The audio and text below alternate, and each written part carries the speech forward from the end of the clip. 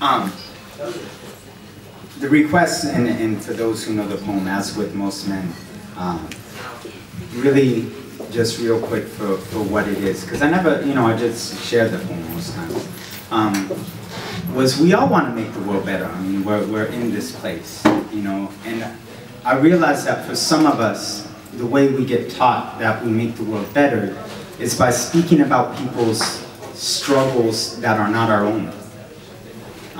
And we don't always look at the ways that our own identity is harming others, and it's always easier to point the finger.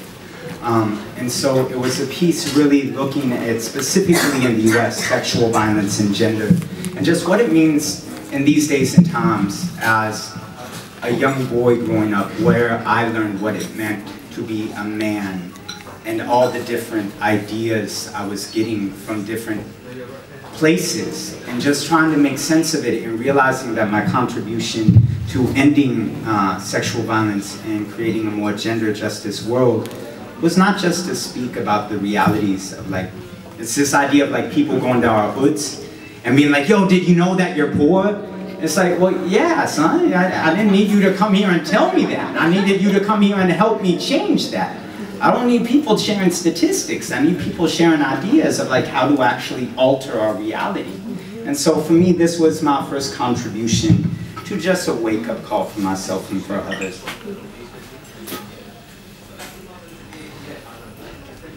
As with most men, it is easier for me to give hugs than to accept them.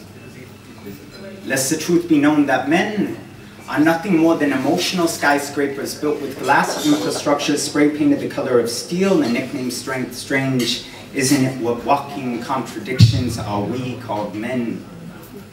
Men are taught to colonize at the age of 5 through games like cops and robbers, cowboys and Indians. At the age of 8, we're given helmets and told to hit each other in the head with it. Bleed, but do not blink. Cut, but do not cry. Be a man, join the military, die for your country. And if death comes for you, look it in the eye and say, bring it on, motherfucker. I fear nothing but intimacy. When it comes to intimacy, most men quiver like fault lines, crumble like cities. What walking contradictions are we called men?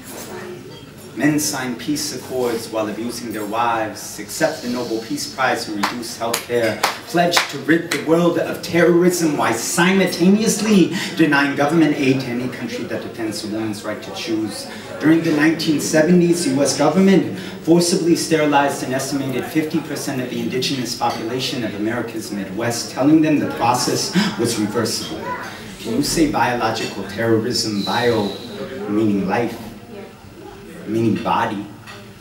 And in a global war against terror, maybe testosterone is the real terrorist. And if so, how many of these star-spangled singing, flag-waving citizens would continue to do so if we made terror not racialized, but gendered? Would the US military turn its guns on itself for sex crimes throughout Southeast Asia, Africa, and the Americas?